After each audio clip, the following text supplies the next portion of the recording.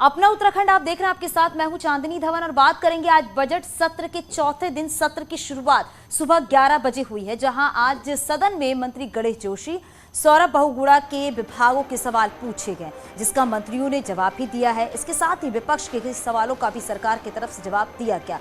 जल जीवन मिशन के सवाल पर संसदीय कार्य मंत्री ने जवाब देते हुए कहा कि सूर्यधार पंपिंग योजना में दिक्कत की वजह से सप्लाई पर असर हुआ है। विधायक प्रीतम सिंह ने विभागों में रिक्त पदों को भरने की मांग भी उठाई है, जिस पर सरकार की तरफ से बताया गया है कि सेवा योजना कार्यालयों को आउटसोर्स एजेंसी में कन्वर्ट करने पर विचार चल रहा है। तो वहीं आर्थिक सर्वेक्षण रिपोर्ट पेश की गई है, सदन में पेश की गई है आर्थिक सर्वेक्षण रिपोर्ट 2020-21 की आर्थिक सर्वेक्षण रिपोर्ट पेश की गई है। रिपोर्ट को सदन के पटल पर रखा गया है। प्रति व्यक्ति आय में बढ़ोतरी का जिक्र किया गया है। राज्य में टैक्स कलेक्शन में भी वृद्धि का जिक्र किया गया है। कोविड के बाद राज्य की अर्थव्यवस्था ने तेजी से के साथ ग्रोथ की है। 2020 और साथ ही साथ 2021 और 22 में राज्य के प्रति व्यक्ति आय बढ़कर 1,96,000 हो गई है, जो कोविड काल में 2020-21 में 1,82,000 थी। उत्तराखंड की प्रति व्यक्ति आय राष्ट्रीय औसत पर प्रति व्यक्ति आय 1,50,000 से कहीं अधिक है, जबकि 2020-21 में जहां अर्थव्यवस्था में 4.42% की ग्रोथ आकी गई है, वहीं 2021-22 में ये बढ़कर 6.3% हो गई है। इसमें सर्विस सेक्टर का बढ़ा योगदान बताया गया है। सर्विस सेक्टर में कोविड के बाद उत्तराखंड ने उछाल मारी है, जबकि उद्योग सेक्टर में ग्रोथ रेट स्थिर रही है। 2019-20 में जो है राज्य की अर्थव्यवस्था में उद्योग सेक्टर का योगदान 48.64% था, तो 2021-22 में गिरकर 44.97% पर आया। देखिए, हमने 17-18 में इकोनॉमिक सर्वे को लाना शुरू किया था और तब से काफ़ी हम एक अच्छा सफ़र तय किया है हम लोगों ने। एक हम बेस लाइन देते हैं जो हमने पिछले वर्षों में काम किया है, जो हमारे प्रोजेक्शंस हैं, जो इकोनॉमी जिस दिशा में जा रही है, उन सब के हिसाब से हम एक सर्वे को जनता के सामने रखते हैं, अपने पॉलिसी मेकर्स के सामने रखते हैं, ताकि वो उसका लाभ उठाएं और आगे जो हमारी जो एक स्कीमें चल रही है, नई चीज़ें हम बना रहे हैं, उसमें उसका इस्तेमाल हो। यही हमारा पर्पस है। मेरे ख्याल से 5 साल में इस पर्पस में हम लोग सफल हुए हैं। और हमारे साथ हमारे सहयोगी सुनील नवप्रभात हमारे साथ लाइव जुड़ गया है। सुनील, जिस तरीके से आर्थिक सर्वेक्षण रिपोर्ट जो है वो पटल पर रखा गया है, इसमें इस बात का जिक्र किया गया है कि प्रदेश में प्रति व्यक्ति आय जो है उसमें बढ़ोतरी हुई है, और किन किन बातों का जिक्र किया गया है सुनील? देखिए चांदनी, जैसे अभी आपने रंजीत सिन्हा को सुना, वो बता रहे थे कि ये सर्वे एक बेसलाइन का काम करता है। निश्चित तौर पर राज्य की आर्थिक भावी क्या स्वरूप होगा, क्या रोड मैप होगा, ये इकोनॉमिक सर्वे उसके लिए एक बेसलाइन का काम करेगा, एक माइलस्टोन का काम करता है। और इकोनॉमिक सर्वे जो बताता है, जो सर्वेक्षण बताता है कि कोविड काल में जहां हमारी अर्थव्यवस्था -4.42 पर पहुंच गई थी, उसके जो ग्रोथ रेट था, वहीं 21-22 में हम पूरी तरह से कोविड काल से उबरने में सफल रहे हैं, इकोनॉमी को ग्रोथ देने में सफल रहे हैं। और 21-22 में यही ग्रोथ रेट पॉजिटिव में आया तो 6.3% पहुंच गया, जो एक बहुत अच्छा संकेत है। इसके साथ साथ जो सर्विस सेक्टर में जो उछाल आया है, सर्विस सेक्टर में 42.92% की ग्रोथ देखी गई है, तो ये अपने आप में एक अच्छा संकेत है। इसका मतलब कि आपका जो टूरिज्म सेक्टर है, जो आपका एजुकेशन सेक्टर है, यहाँ पर इन्वेस्टमेंट हो रहा है, यहाँ पर इन्वेस्टर्स आपके पास आ रहे हैं। और जिस तरह से हम लगातार ये बात कहते रहे हैं कि उत्तराखंड की जो इकोनॉमी है वो टूरिज्म बेस्ड इकोनॉमी है और इसी से इसमें बूम आ सकता है, उसका इम्पैक्ट भी आप इस सर्वे में देख सकते हैं। यानी कि अगर आप टूरिज्म में निवेश करेंगे तो इसका राज्य को सीधे तौर पर फायदा पहुंचेगा, और ये पहुंच रहा है। क्योंकि उद्योग सेक्टर के अभी तक उद्योग सेक्टर सबसे टॉप में रन करता था, लेकिन पहली बार हुआ जब जो सर्विस सेक्टर है उसके पैरेलल आके खड़ा हो गया है। इसके साथ ही रेवेन्यू कलेक्शन में भी बहुत शानदार यहाँ पर ग्रोथ देखी जा रही चांदनी कि कोविड काल में जहाँ 20-21 में जो रेवेन्यू का जो कलेक्शन था वो 37,011 करोड़ के आसपास था, 21-22 में इसमें शानदार ग्रोथ देखने को मिली, करीब 19% ग्रोथ देखने को मिली, और रेवेन्यू कलेक्शन पहुंचकर 44,000 को क्रॉस कर गया, 44,151 करोड़ पर पहुंच गया। तो एक अच्छा संकेत है उत्तराखंड के डेवलपमेंट के लिए, उत्तराखंड के विकास के लिए, उत्तराखंड की इकॉनमी के लिए, कि जो इकॉनमी कोविड काल में पटरी से उतर गई थी वो अब एक बार फिर से अपने बूम उसमें बूम आया है। और बिल्कुल सुनील, क्योंकि जो आर्थिक सर्वेक्षण रिपोर्ट सामने आई है उसमें एक चीज और भी देखा गया है कि 2019-20 को कंपेयर किया गया है, 2020-21 को भी कंपेयर किया गया है, क्योंकि कोविड काल की वजह से आर्थिक व्यवस्था जो थी, आर्थिक स्थिति जो थी वो ठीक नहीं थी। लेकिन जब यहां पर 21-22 को भी कंपेयर किया जा रहा है तो वाकई स्थिति काफी से बेहतर हुई है और हर सेक्टर में कहीं ना कहीं ग्रोथ हुआ है। बिल्कुल चांदनी, खासकर आप पर कैपिटा इनकम को अगर आप देख लें तो कोविड काल में जो पर कैपिटा इनकम 1,82,000 के आसपास थी, वो अब 1,96,000 के आसपास पहुंच गई। और जो राष्ट्रीय औसत है 1,50,000 प्रति व्यक्ति आय का, उससे कहीं ज़्यादा अधिक है। तो ये एक शुभ संकेत है राज्य की अर्थव्यवस्था के लिए। इसका मतलब जो डेवलपमेंट आप कर रहे हैं, जो इन्वेस्टमेंट आप कर रहे हैं, वो एक सही दिशा में मूव कर रहा है। अब जो ये बजट सेशन हो रहा है, ये उम्मीद की जानी चाहिए, जिस तरह से रंजीत सिन्हा ने भी कहा कि इकोनॉमिक सर्वे एक बेसलाइन का काम करेगा, इस पर आगे बढ़ते हुए राज्य की जो आर्थिकी है वो भविष्य में और बूम करेगी। जी बिल्कुल सुनील, और यही है कि इस रिपोर्ट के जरिए समझा जा सकता है कि अब अर्थव्यवस्था है वो धीरे धीरे पटरी पर लौट चुकी है। बहुत शुक्रिया इस पूरी जानकारी के लिए। तो उत्तराखंड के सीएम पुष्कर सिंह धामी बद्रीनाथ धाम पहुंचे, जहां उन्होंने भगवान बद्री विशाल की विशेष पूजा अर्चना की। इस दौरान सीएम पुष्कर सिंह धामी ने तीर्थ यात्रियों से भी मुलाकात की और यात्रियों से यात्रा की व्यवस्थाओं के बारे में पूछा है। वहीं दूसरी बार सीएम बनने पर सीएम धामी ने ये पहली बद्रीनाथ धाम की यात्रा की है। सीएम पुष्कर सिंह धामी ने बद्रीनाथ धाम में मास्टर प्लान के कार्यों का भी अधिकारियों से फीडबैक लिया है।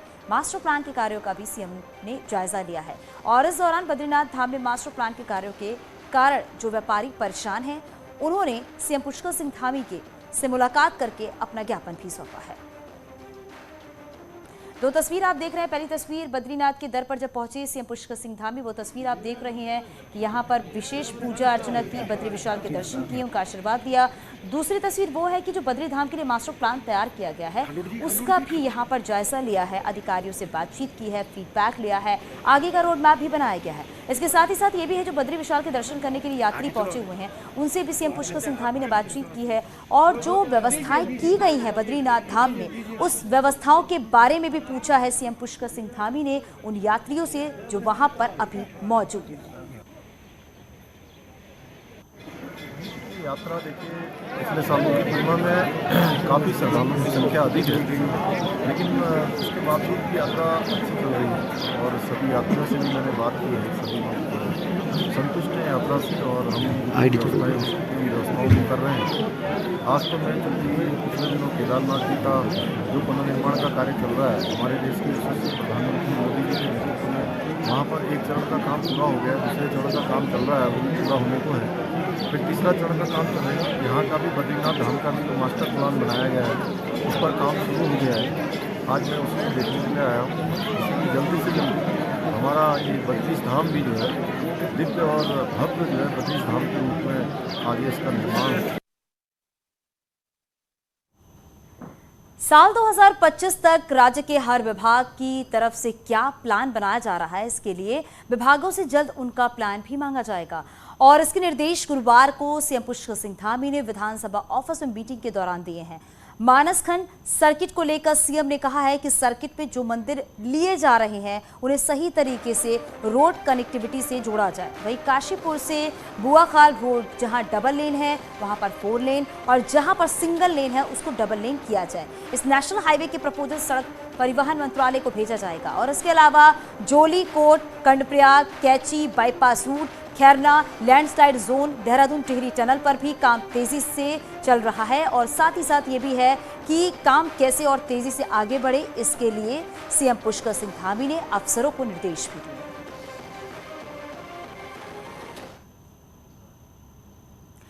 कैबिनेट मंत्री चंदन रामदास को गुरुग्राम के मेदांता अस्पताल में भर्ती कराया गया है। हार्ट कमांड के आईसीयू में भर्ती हैं चंदन रामदास। डॉक्टर रजनीश कपूर की देखरेख में उनका इलाज चल रहा है। फिलहाल हालत खतरे से बाहर है। चंदन रामदास तबियत खराब होने के बाद देहरादून से मेदांता अस्पताल उन्हें लाया गया था। बुधवार को विधानसभा में उनकी तबियत बिगड़ी थी। कैबिनेट मंत्री चंदन रामदास की तबियत खराब होने के बाद उन्हें गुरुग्राम के मेदांता अस्पताल में शिफ्ट किया गया।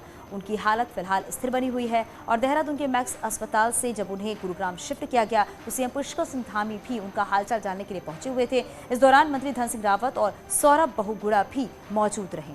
मंत्री को एयरलिफ्ट करके गुरुग्राम भेजा गया। हमारे साथ हमारे सहयोगी धर्मवीर हमारे साथ फोन लाइन पर जुड़ गए हैं। धर्मवीर, अगर बात करें तो चंदन रामदास की अभी तबीयत कैसी बताई जा रही है? बिल्कुल, देखिए देर रात करीब 1 बजे के आसपास जो है कैबिनेट मंत्री चंदन रामदास को गुरुग्राम के मेदांता अस्पताल लाया गया था। हार्ट में उनको दिक्कत थी, जिसके चलते उनको हार्ट कमांड की जो आईसीयू है उसमें उनको रखा गया है। डॉक्टर रजनीश कपूर की देखरेख में उनका इलाज चल रहा है। पहले से काफी बेहतर स्थिति में अभी है, उनकी हालत जो है वो खतरे से बाहर है। हार्ट अटैक जो है उनको हुआ था, जिसके बाद ही उन्हें यहाँ लाया गया था। सांस लेने में उनको दिक्कत थी काफी। उसके बाद उन्हें सीधे देहरादून से गुरुग्राम का जो मेदांता अस्पताल है वहाँ एयरलिफ्ट किया गया था। फिलहाल उनकी तबीयत जो है खतरे से बाहर है और फिलहाल काफी सुधार जो है उनकी सेहत में हुई है।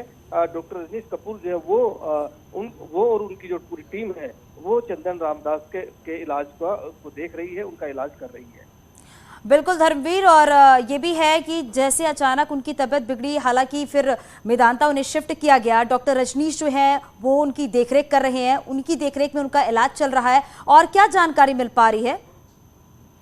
देखिए, अभी तक जहां तक बात है उनका कोई मेडिकल जो बुलेटिन है वो जारी नहीं किया गया है अस्पताल की तरफ से। शायद परिवार की सहमति के बाद ही वो ऐसा कर पाएंगे कि वो अस्पताल प्रशासन जो है वो मेडिकल बुलेटिन जारी करे, लेकिन फिलहाल जारी नहीं किया है। हमने बातचीत की थी तो उनका कहना था, क्योंकि एक मंत्री हैं वो सरकार में, तो जब तक परिवार अलाउ नहीं करेगा तब तक वो उनकी मेडिकल बुलेटिन जारी नहीं करेंगे।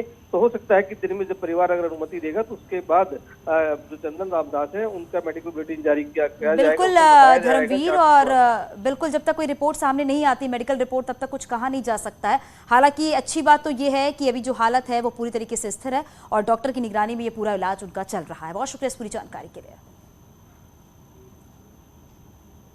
अग्निपथ योजना के विरोध में हल्द्वानी में जबरदस्त प्रदर्शन हुआ है। सैकड़ों युवा हल्द्वानी की तिकोनिया चौराहे पर जमे हुए हैं और देखते ही देखते हल्द्वानी नैनीताल हाईवे जाम कर दिया है। इस दौरान पुलिस और प्रशासन ने प्रदर्शनकारी युवाओं को समझाने की काफी कोशिश भी की है, लेकिन वो मानने को तैयार नहीं थे, जिसके बाद पुलिस ने लाठीचार्ज कर हाईवे को खाली कराया है।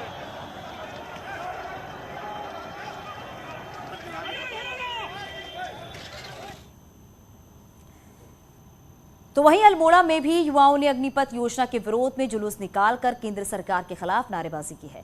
युवाओं ने कहा है कि सरकार उनके साथ मजाक कर रही है। इसके साथ ही प्रदर्शन कर रहे युवाओं ने फैसला वापस नहीं होने पर उग्र आंदोलन की चेतावनी दी है।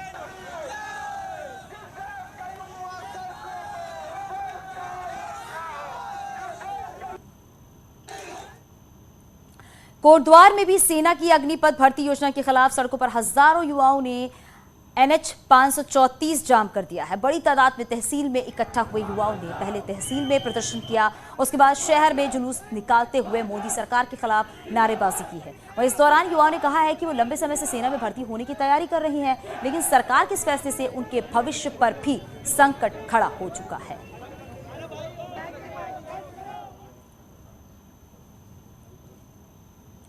और आगे बढ़ते हैं, बात उधम सिंह नगर की भी कर लेते हैं, जहां पर सुल्तानपुर पट्टी में जमीनी विवाद के बाद दो भाइयों के परिवार के लोगों में खूनी संघर्ष हो गया है, जिसमें भतीजे ने अपने परिजनों के साथ चाचा की रॉड और डंडों से पीटकर हत्या कर दी है। खूनी संघर्ष में घायल एक महिला सहित 2 लोगों का सरकारी अस्पताल में इलाज चल रहा है।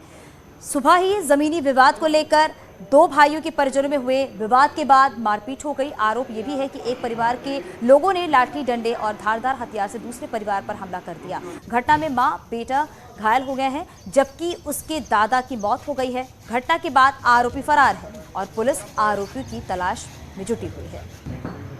वो जमीन का थोड़ा विवाद सा है, अपना हमने कही हमारे लोग फालतू ले लो जगह, मगर फिर भी हमारे लोग घुसे जा रहे हैं।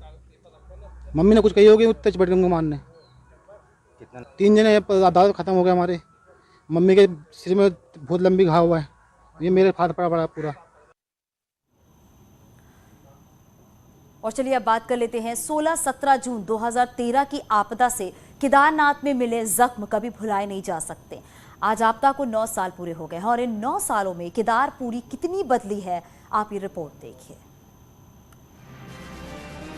साल 2013 में 16 और 17 जून 2013 की आपदा को आज 9 साल पूरे हो गए हैं।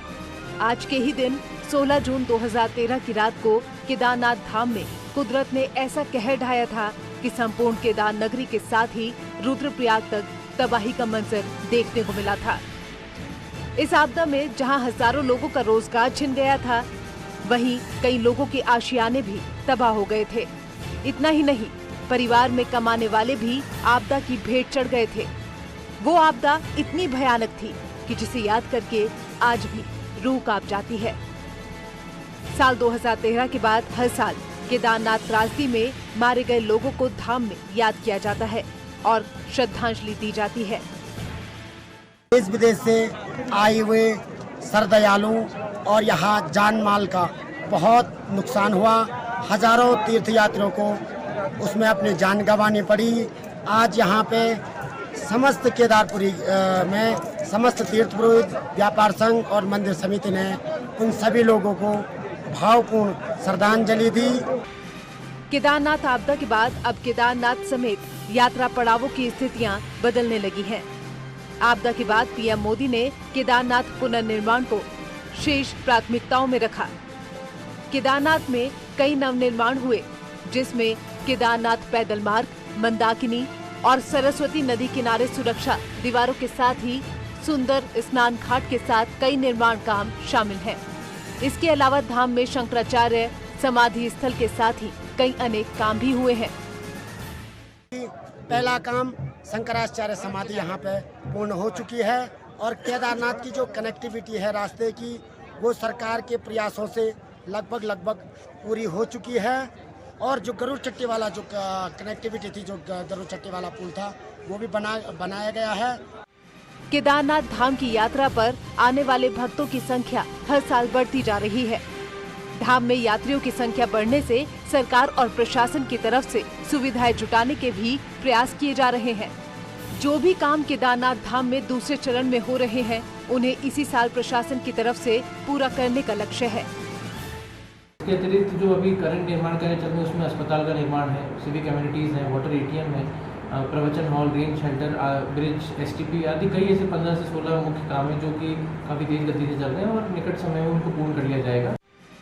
केदारनाथ में 2013 की आपदा के जख्म कभी भुलाए नहीं जा सकते, लेकिन 9 साल में केदारनाथ की तस्वीर अब जरूर पूरी तरह से बदल गई है। न्यूज़ 18 के लिए रुद्रप्रयाग से शैलेंद्र रावत की रिपोर्ट। ऊधम सिंह नगर में तालाब और सड़कों को अतिक्रमण मुक्त कराकर पुराने स्वरूप में लाने का अभियान तेजी से चल रहा है। प्रशासन द्वारा 490 तालाबों और 558 सड़कों से अतिक्रमण को हटा दिया गया है। किच्छा जसपुर में तालाबों की जमीनों पर बने 70 से अधिक निर्माण बुलडोजर से ध्वस्त किए गए हैं और पूरे जिले में 100 से अधिक पक्के निर्माण तालाब की जमीन से हटाए गए हैं। इसके साथ ही एडीएम ने बताया है कि तालाबों और सड़कों को अतिक्रमण मुक्त करने के लिए लगातार अभियान भी चलाया जा रहा है। तालाबों से अतिक्रमण हटवा दिया गया है और उसमें कुछ जगह पक्के अतिक्रमण भी हो रखे थे, तो ऑलमोस्ट मोर देन 100 जो आवास थे वो वहाँ से हटाए गए हैं और तालाबों को मूल स्वरूप में बहाल किया गया है। अगर हम चक्रवाटों की बात करें तो अब तक 558 जो चक्रवाट थी। नैनीताल की पहचान खूबसूरती के साथ ही ठंडी आबो हवा के लिए देश ही नहीं बल्कि दुनिया में भी होती है। लेकिन अब नैनीताल से पर्यटक रीति रिवाज और पहाड़ की परंपराओं की यादों को संजोकर ले जा रहे हैं। इसका फायदा नैनीताल के व्यापारियों को भी होने लगा है। आप ये रिपोर्ट देखिए।